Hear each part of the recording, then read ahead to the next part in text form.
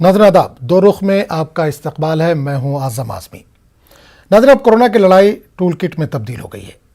सारे बड़े लीडरों का ध्यान अब टूल किट की तरफ हो गया है। कोरोना से हो रही अमवात, मरीजों और उनके रिश्तेदारों की चीखों पुकार के दरमियान अब टूल किट का शोर सुनाई दे रहा है।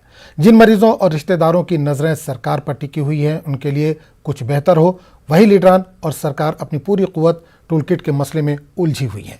दरअसल टूल किट का मामला संबित पात्रा के ट्वीट के छेड़छाड़ के साथ शुरू हुआ।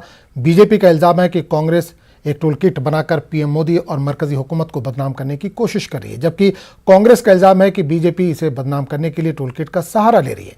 कांग्रेस ने बीजेपी के कई बड़े लीडरों के खिलाफ मामला भी दर्ज करवाया है। उधर संबित पात्रा के खिलाफ शिकायत करने वाले कांग्रेसियों को ही दिल्ली पुलिस ने पूछताछ के लिए बुलाया है। और इस पूरे मामले पर बात करेंगे। हमारे साथ दो खास मेहमान जुड़ रहे हैं। राजीव पांडे, जो कि तर्जुमान है बीजेपी के, और आलोक शर्मा, जो कि तर्जुमान है कांग्रेस के। सबसे पहले बात करेंगे आलोक शर्मा, इस वक्त हमारे साथ जुड़े हुए हैं। आलोक शर्मा जी, कांग्रेस, बीजेपी का इल्जाम है कि कांग्रेस कोई मौका नहीं छोड़िए प्रधानमंत्री को या केंद्र सरकार को बदनाम करने में। देखिए, मुझे लगता है कि अगर केंद्र सरकार और देश के प्रधानमंत्री को कोई बदनाम कर रहा है तो ये सरकार क्या पकौड़े तल रही है? अभी तक एफआईआर क्यों नहीं कराई? इन्होंने कंप्लेंट क्यों नहीं की अभी तक? देश के प्रधानमंत्री बदनाम हो रहे हैं। अरे देश के प्रधानमंत्री तो भाई वो गंगा जी के किनारे जो हजारों लाशें पड़ी हैं उससे कम बदनाम हो रहे हैं क्या? जो प्रधानमंत्री जी झूठ बोलते हैं उससे कम बदनाम हो रहे हैं क्या? कोरोना में ऑक्सीजन के लिए लोग फुटपाथ पर रिक्शा में बैठकर मर गए, उससे कम बदनाम हुए हैं क्या? कांग्रेस क्यों देश के प्रधानमंत्री को बदनाम करेगी? और अगर कांग्रेस ने देश के प्रधानमंत्री को बदनाम करने का प्रयास भी किया और आपके पास कोई प्रूफ था, तो आप प्रूफ लेके किसी भी पुलिस के पास क्यों नहीं गए? कांग्रेस ही क्यों गई? क्योंकि आप झूठे हैं। आप पूरी तरह से फेक न्यूज फैलाते हैं। आप अपनी नाकामियों को छुपाने के लिए इस तरह के हथकंडे अपनाते हैं। दिल्ली पुलिस क्या, सीबीआई क्या, ईडी क्या, सब आपकी कठपुतली है। जो मर्जी कराइए, जिस मर्जी को जांच के लिए बुलाइए। लेकिन आप देखिए कि दिल्ली में एक पोस्टर लगा था कि हमारे बच्चों की वैक्सीन विदेश क्यों भेज दी, उस पर 17 एफआईआर हो गई, 25 लोग गिरफ्तार हो गए उस पर। लेकिन कांग्रेस ने इतना बड़ा, जैसा कि बीजेपी कह रही है, नहीं भाई, देश की वैक्सीन, बच्चों की वैक्सीन बाहर चली गई, इस पर आप भी एफआईआर करा सकते थे। आपने तो बाकायदा एक मुहिम छेड़ दी पूरे मुल्क में। नहीं, एफआईआर तो ऑलरेडी दिल्ली पुलिस ने कर ही ना दी थी। 17 एफआईआर तो हम क्या कराते हैं? और उसमें क्या गलत था और क्यों कराते हम? देश की वैक्सीन, बच्चों की वैक्सीन तो मोदी जी ने भेज दी ना, 6.5 करोड़। उसमें क्या गलत? नहीं, उनका इल्जाम है कि 1 करोड़ 7 लाख ही दिए। चलिए 1 करोड़ 7 लाख देती तो 1 करोड़ 7 लाख किससे पूछ के? विपक्ष से पूछ के देती क्या? क्या कोई कमेटी थी विपक्ष की, उसने रिकमेंड किया था? बात ये नहीं है कितनी वैक्सीन दी और कितनी नहीं है। मेरा ये कहना है कि जब एक पोस्टर पे 17 एफआईआर हो सकती हैं और दूसरी तरफ कांग्रेस ने इतना बड़ा वो किया कि देश के अंदर दंगे भड़काने तक का टूल किट बना दिया, तो उसके बाद भी आज तक बीजेपी का कोई भी आदमी किसी थाने में जाके खड़ा क्यों नहीं हुआ कि भाई कांग्रेस के खिलाफ एफआईआर कर दो? ये जो गोदी मीडिया है उसके चरण में क्यों चले गए? प्रेस कॉन्फ्रेंस से क्या निकलना है? आपके पास तो आज बहुत अच्छा मौका था कि भाई कांग्रेस को कटघरे में खड़ा किया जाए। उस पर राष्ट्रीय सुरक्षा कानून, यूपा और राष्ट्रद्रोह सब कुछ लग सकता था। देश के प्रधानमंत्री की छवि का सवाल था भाई ये तो। लेकिन क्योंकि वो झूठा था इसलिए कहीं नहीं गए लोग।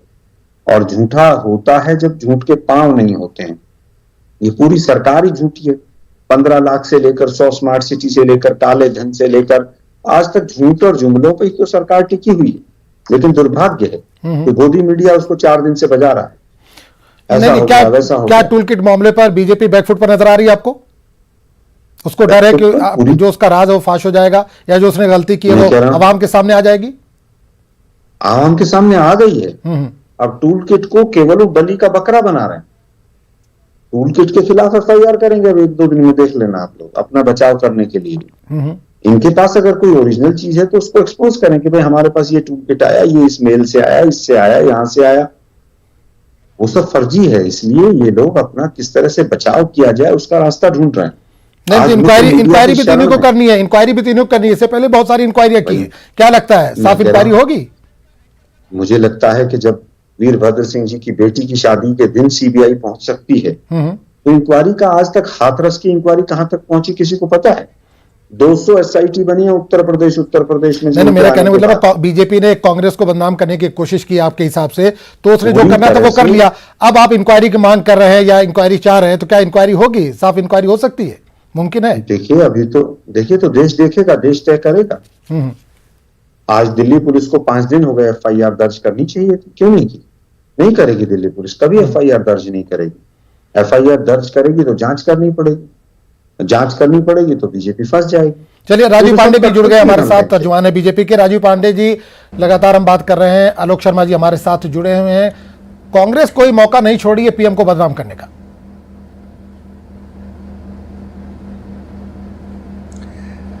नहीं, देखिए, मैं आलोक शर्मा जी को सुन रहा था। जी जी। इन्होंने बताया कि किस तरीके से लोग सड़कों पे, रिक्शा पे दम तोड़ रहे थे।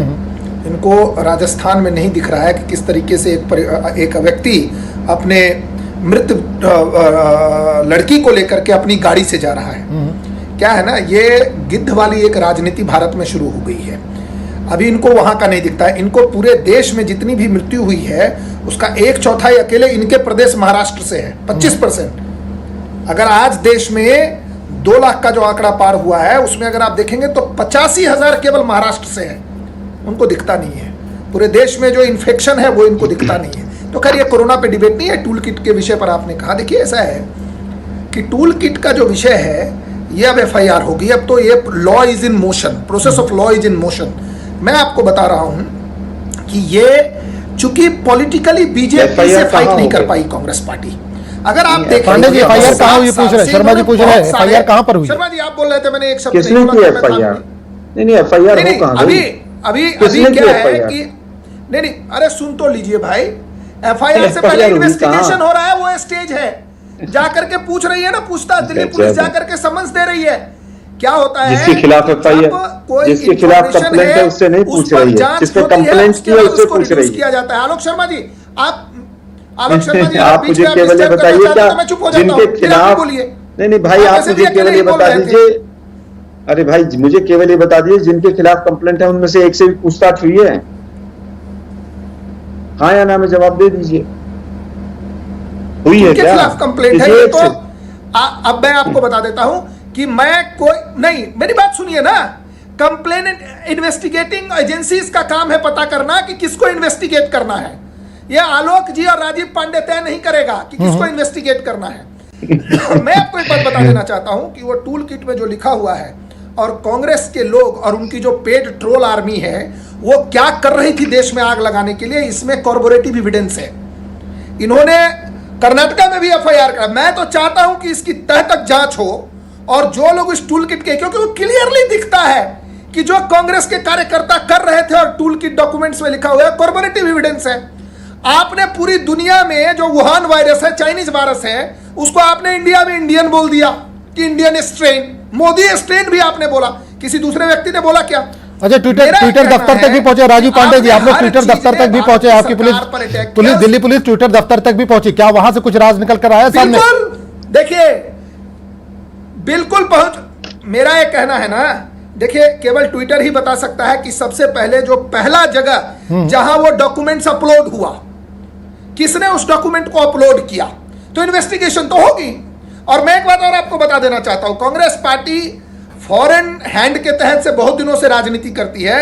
आज पहली बार एक ऐसी पार्टी है इस देश में जिन्होंने 50 साल से ज्यादा सरकार में थे, वो ट्विटर को लिखती है कि इन 11 मंत्रियों के खिलाफ आप कार्रवाई करिए। अरे भैया, ट्विटर सुप्रीम कोर्ट है क्या, कि पार्लियामेंट है, कि राष्ट्रपति है भाई? अरे शर्म आनी चाहिए कांग्रेस पार्टी के और उनके लोग जो उनके प्रणेता हैं कि आप ट्विटर को लिख रहे हैं इनके खिलाफ कार्रवाई करिए। कौन है भाई ट्विटर? ट्विटर हमारे यहाँ एक कंपनी है जो काम करती है। बहुत सारे ऐप को पिछली बार मोदी जी ने बैन कर दिया। वो तो चाइनीज ऐप थे, पूरे चाइनीज ऐप थे। तो क्या ट्विटर भी बंद होगा? राजू जी, ट्विटर भी बंद होगा? चाइनीज ऐप तो बंद कर दिया आपने 50 से ज्यादा। जो एजेंसी ट्विटर भी बंद होगा, कंपनी है, जो भी, सुनिए ना आदम साहब, जी आदम साहब, जी, जो नहीं, मैं क्या कह रहा हूं ये मैं नहीं कह सकता। मेरा मानना है कि जितनी भी है, चाहे वो फेसबुक हो, ट्विटर हो, इंस्टाग्राम, कुछ भी है, भारत के कानून के हिसाब से उनको काम करना पड़ेगा और जो हमारी रिक्वायरमेंट्स है उसको उसके उसमें उसमें जो भी कॉम्प्लायंस है वो करना पड़ेगा, क्योंकि जो रूल्स एंड रेगुलेशंस हुए वो भी वो इंप्लीमेंट नहीं कर पा रहे हैं, शायद आपने देखा होगा। इसमें दो बातें हैं, एक है कि रूल्स, लेकिन दूसरी बात जो कांग्रेस पार्टी के ऊपर है कि अरे भैया राजनीति हम कर लेंगे, आप बीजेपी का और मोदी जी का विरोध करते करते देश के विरोध में मत चले जाइए कि आप ट्विटर से अपना एप्लीकेशन, ट्विटर में आप पिटीशन फाइल कर रहे हैं, करिए। टूल किट पे मेरा यह मानना है कि टूल किट के थ्रू जिस तरीके से देश को आघात पहुंचाने की कोशिश है, उसके खिलाफ उसकी इन्वेस्टिगेशन होनी चाहिए, उसकी जांच होनी चाहिए, और जो लोग भी इसके पीछे जिम्मेवार है उनको कड़ी से कड़ी सजा मिलनी चाहिए। बिल्कुल बिल्कुल। शर्मा जी आपके पास आना चाहूंगा। इन्होंने कहा कि ट्विटर हो या इस तरह की जो भी एजेंसियां हो, उसका जो भी भारत का कानून है, संविधान, उसको मानना पड़ेगा, या बीजेपी का जो एक तरह से कानून है, या बीजेपी के अगेंस्ट नहीं जाना है उनको? देखिए, मुझे लगता है कि सबसे पहले इन्होंने कहा इंडियन स्टेट कांग्रेस ने लिखा, न राहुल गांधी जी के किसी ट्वीट में लिखा गया, न कांग्रेस ने कहीं लिखा।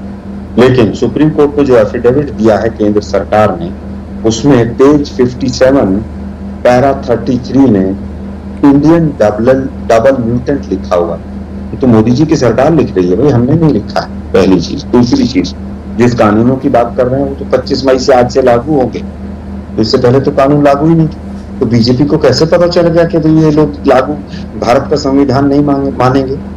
क्या किसी ने लिख के दिया है कि हम जो कानून लागू बनाया है केंद्र सरकार ने उसको लागू नहीं करेंगे? कि फेसबुक ने, ट्विटर ने, किसी ने भी लिख के दिया इनको कि भाई हम 6 महीने के अंदर अपने यहाँ पर कंप्लेंट रिजर्सल ऑफिसर नहीं नियुक्त करेंगे? ये इमोशनल कार्ड खेलना बंद करो। ये हजारों लोग मर गए और हजारों लोग गंगा जी में तैरते हुए, मरते हुए चले गए, डूबते हुए, ये भी सब मोदी जी को बदनाम करने के लिए गए थे। और वो जो 5 मंत्री मर गए, 3 मंत्री और 5 एमएलए यूपी में, वो भी सब कांग्रेस ने करवा दिया। अरे भाई, आप लोग कुछ तो सोच के बोलिए, बोल क्या रहे हैं आप लोग? आप कह रहे हैं कि साहब कांग्रेस जो है वो कोई मौका नहीं चूकती। भाई देश के प्रधानमंत्री हैं, आप लोग उनको इतना कमजोर क्यों समझते हैं? आजम साहब, मुझे इनकी आवाज नहीं सुनाई दे रही है। बिल्कुल, मैं कह रहा हूँ कि इतने आजम साहब, क्या मोदी साहब इतने कमजोर हैं कि ट्विटर और फेसबुक भी काबू नहीं आ रहा है इनसे? 7 साल हो गए अब तो भाई, 7 साल सरकार चलाने के बाद भी काबू नहीं आ रहा है। क्या कोई डेडलाइन थी कल दिल्ली पुलिस की ट्विटर को कि आप ट्विटर का जवाब दें, ट्विटर वाले लोग जवाब दें? क्या कोई डेडलाइन तो नहीं थी? ये केवल एक संदेश था डराने के लिए कि अगर आप हमारे खिलाफ चलेंगे या कोर्ट हमारे खिलाफ जाएगी तो उसमें आप हमारी बात रखेंगे। इसके आगे कुछ नहीं। मैं तो साफ साफ कह रहा हूं कि आप लोगों के पास तो इतना बड़ा अधिकार था कि पांडे साहब को जाना चाहिए, FIR करा देनी चाहिए कांग्रेस के खिलाफ। कांग्रेस कह रही है फेक है, झूठा है, और आप कह रहे हैं कि ये दंगे भड़काने का आइटम है।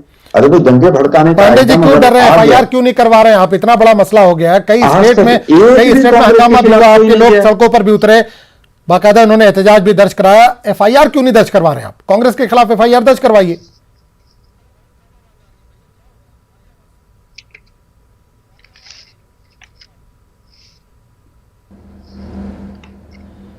राजीव जी, आप तक आवाज पहुंच रही है?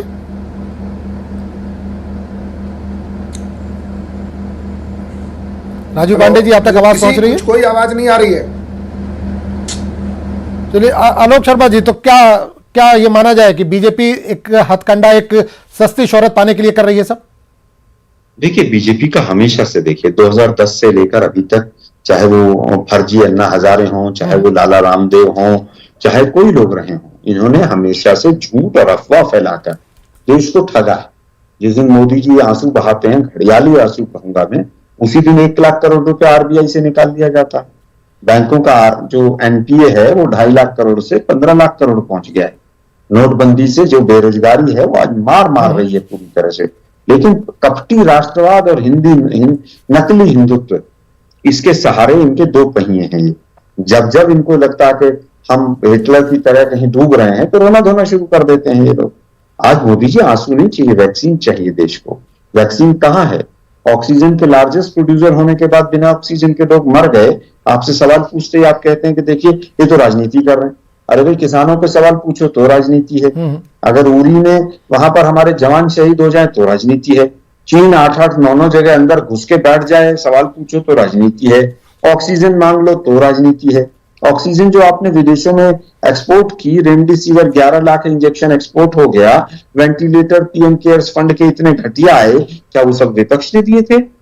पीएम केयर्स फंड में घटला, सोशल कॉर्पोरेट रिस्पॉन्सिबिलिटी फंड जो आया उसमें घटला, पूरी तरह से। आज आप देखिए पेट्रोल डीजल पर आप सेस लगा के राज्यों से ले लिया। अब इनको महाराष्ट्र नजर आ रहा है। इनको शर्म भी नहीं आती है। डिजास्टर मैनेजमेंट एक्ट लगने के बाद आप महाराष्ट्र की बात करें, आंध्रा की बात करें, यूपी की बात करें, मुझे लगता है कि वो बहुत दुर्भाग्यपूर्ण है। वो महाराष्ट्र हिंदुस्तान का हिस्सा है और उसके में अगर कहीं पर कोई कमी रही है तो उसके लिए पूरी तरह से केंद्र सरकार जिम्मेदार है, क्योंकि सब कुछ केंद्र सरकार के अधीन था। किसी का जीएसटी का पैसा आपने नहीं दिया राज्यों का, चाहे वो बीजेपी के राज्य हो, लेकिन वो तो मरे पड़े हैं बेचारे, कोई बोल नहीं सकता, अगले दिन हट जाएंगे। आप देखिए किस तरह से उत्तर प्रदेश के अंदर जो हालात हुए हैं वो सबने देखे हैं। और उत्तर प्रदेश में मैं ये नहीं कह रहा कि बीजेपी की सरकार है इसलिए या किसी की सरकार है, केंद्र की गलती है। केंद्र में अगर आज हमारी सरकार की जो पॉलिसी है, बिल्कुल बिल्कुल बिल्कुल। आलोक, एक चीज और जानना चाहूंगा, आपकी ट्विटर का जो दफ्तर है दिल्ली एनसीआर में, वहां पर आज दिल्ली पुलिस ने छापेमारी की, लेकिन दिल्ली पुलिस का यह कहना है कि हम जानकारी के लिए गए थे, कुछ इंक्वायरी के लिए गए थे। तो क्या कहीं ना कहीं यहां पर भी एक दबाव बनाने की कोशिश की गई है ट्विटर पर? देखिए आजम भाई, पूरी तरह से हमेशा से इनका यही गुजरात मॉडल रहा है। आप डरा दीजिए, आप चिदम्बरम साहब को डरा दीजिए, उनको 2 महीने जेल में रखिए, आप सीबीआई भेज दीजिए किसी के यहाँ, ममता बनर्जी के भतीजे के यहाँ सीबीआई भेज दीजिए। आपको 4 दिन पहले का देखा होगा आपने, सीबीआई ने वहां बंगाल में जाके तांडव किया, आज अपनी एप्लीकेशन वापस ले ली। वो लगता है कि यार फैक्चुअली हम पूरी तरह से गलत हैं, तो क्या करें हम। आज तमाम एजेंसीज, आज हालत यह है कि पिछले महीनों से 1 साल होने को आया, सीबीआई का डायरेक्टर नहीं है। आप देखिए कि आज पहली बार हुआ है कि 2.5 साल होने के 2019 से डिप्टी स्पीकर लोकसभा नहीं है, मंत्रिमंडल का 2.5 साल में कोई एक्सपेंशन कॉन्ट्रैक्शन कुछ नहीं हुआ है। तो ये सरकार बिल्कुल घुटने टेक चुकी है। अर्थव्यवस्था के आधार पर आप देखिए किस तरह से अर्थव्यवस्था की हालत है। कोरोना में इन लोगों ने विश्व विजयी और सब चंगासी और पता नहीं कौन कौन से नारे दे दिए। आज हालत यह है कि बनारस में 61 में से 11 सेंटरों पे केवल वैक्सीन लगी है, बाकी 50 सेंटर बंद हो गए। देश की राजधानी में मैक्सिमम सेंटर्स आज बंद रहे हैं। वैक्सीन आप देंगे नहीं, बोर्ड एग्जाम का पता नहीं, इनको केवल हिंदू मुसलमान करना आता है। इनका कपटी राष्ट्रवाद है, जब जब डरते हैं पुलिस को आगे करते हैं। पूरी तरह से राजू पांडे जी हमारे साथ जुड़ चुके हैं। राजू पांडे जी, आपसे एक सवाल है कि कांग्रेस से क्यों डर लगता है, क्यों आपको ऐसा लगता है कि कांग्रेस पार्टी हिंदुओं के खिलाफ है?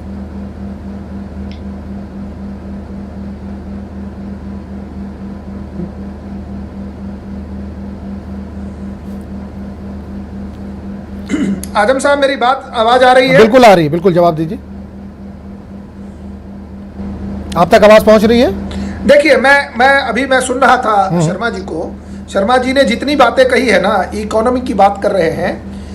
पूरी दुनिया में सबसे ज्यादा एफडीआई, आज का ही रिपोर्ट है, आज का ही न्यूज़पेपर पढ़ लेते कि पूरी दुनिया में सबसे ज्यादा एफडीआई हिंदुस्तान में हुआ। जो हमारा जो रिजर्व है वो ऐतिहासिक स्तर पर है।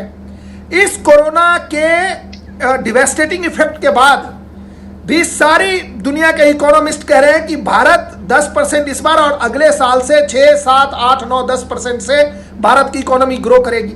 देखिए क्या है कि ये रटे रटाए आ जाते हैं कि भारत में ये हो गया, वो हो गया, फिर ये पहुंच गया बंगाल में इन्होंने कहा कि सीबीआई ने आज सुप्रीम कोर्ट से एप्लीकेशन विड्रॉ कर लिया।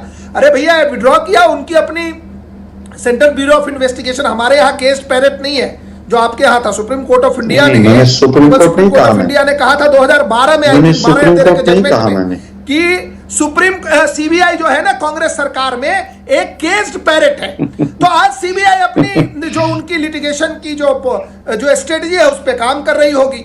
देखिए, इसमें तो सरकार का काम नहीं है डालना। मेरा एक कहना है, कांग्रेस पार्टी अभी तक, जब से आप देख लीजिए तो कांग्रेस पार्टी 2014 से केवल बीजेपी को और मोदी जी, माननीय प्रधानमंत्री जी को बदनाम करने के चक्कर में देश को बदनाम करने की कोशिश कर रही है। इसमें सफलता नहीं मिल रही है इनको।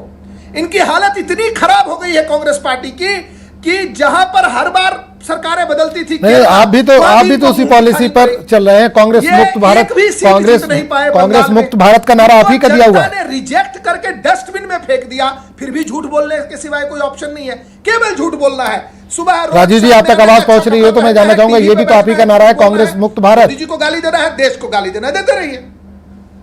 शायद आवाज आलोक जी इस पर कोई जवाब देना चाहेंगे आप? देखिए, 3-4 विषय उन्होंने उठाए हैं। सीबीआई के बारे में उठाया। पहली बार देश में हुआ है कि सीबीआई के कार्यालय को रात को 2 बजे मोदी जी के शासनकाल में दिल्ली पुलिस ने जाकर घेर लिया था। याद होगा आलोक वर्मा जी के समय पे क्या हुआ। ठीक है, सीबीआई का क्या हाल है, आज डायरेक्टर नहीं है, कुछ नहीं। दूसरा, इन्होंने कहा कि सब कांग्रेस जो है केवल मोदी जी को बदनाम देने करना चाहती है। अरे भाई 6.5 करोड़ लोग बिलो पॉवर्टी लाइन वापस चले गए मोदी जी के शासनकाल में, पहले प्रधानमंत्री। अटल जी के समय पे भी गरीबी रेखा से लोग बाहर आए थे। हंगर इंडेक्स में हम 37 पॉइंट नीचे चले गए हैं। बांग्लादेश से हमारी पर कैपिटा इनकम 25% कम हो गई है। ये लोग बल्क में विधायक तो खरीद सकते हैं, वैक्सीन नहीं खरीद सकते। पूछना चाहते हैं हम कि भाई आप टूल किट बनाने में इतना टाइम या कांग्रेस को गाली देने में इतना टाइम क्यों लगा रहे हो आप लोग? आप काम की बात क्यों नहीं करते?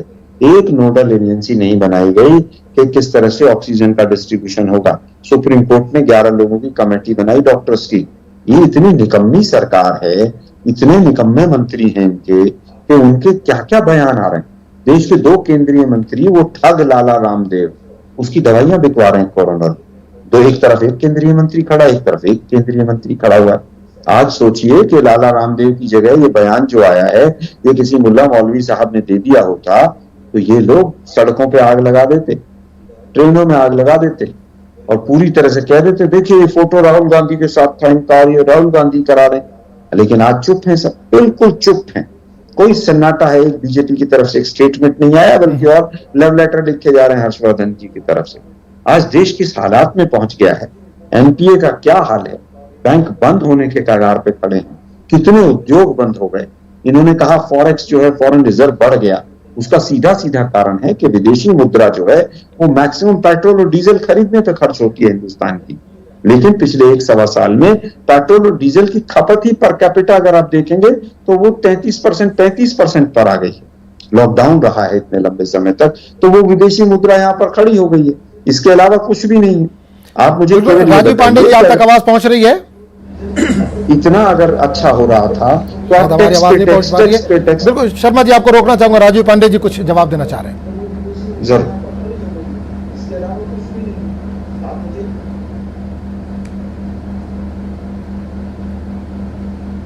राजीव पांडे जी।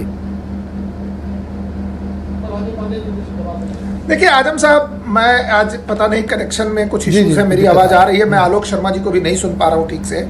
इन्होंने कहा, जो मुझे समझ में आया कि उद्योग धंधे खराब हो गए। देखिए एक तो ये कोरोना जो महामारी है, ये पूरी दुनिया पर छोड़ा गया बायो वेपन है चाइना का, क्योंकि पूरी दुनिया में जो एकमात्र कंट्री है जो चाइना के साथ, चाहे वो इकोनॉमिक एस्पेक्ट है या किसी और पर, पहले एफडीआई नंबर 1 चाइना में होता था, आज भारत में हो रहा है। लेकिन इनका जो आरोप है ना, और इनकी जो बातें हैं, मैं उससे असहमत हूँ। क्योंकि अगर आप जो मार्च के महीने का जो जीएसटी है वो 1,41,000 करोड़ है, तो कहीं कोई गुड्स एंड सर्विसेज प्रोड्यूस हुआ है। इतनी बड़ी महामारी के बावजूद भी जो चेन था, सप्लाई चेन, वो अफेक्टेड नहीं हुआ।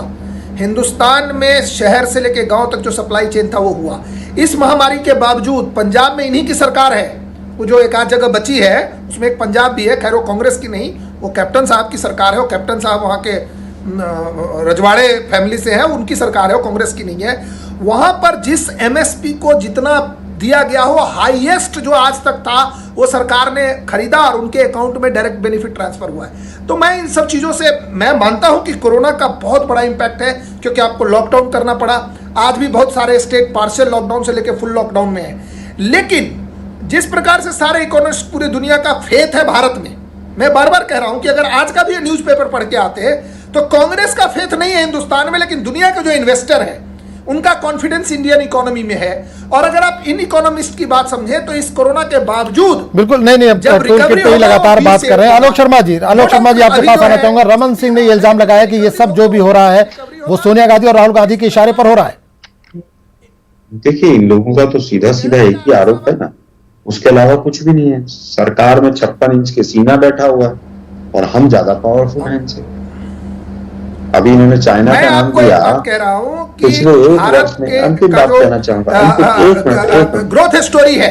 अभी कुछ दिन पहले जो इंडिया के सबसे बड़े जो स्टॉक एक्सपर्ट हैं, उन्होंने कहा कि आप देख लीजिए, अगर आप एक बैरोमीटर मानते हैं इसको भी, शेयर मार्केट को, तो वहां भी जो सारी कंपनियों के जो क्वार्टर 4 का जो रिजल्ट है वो बहुत अच्छा आ रहा है।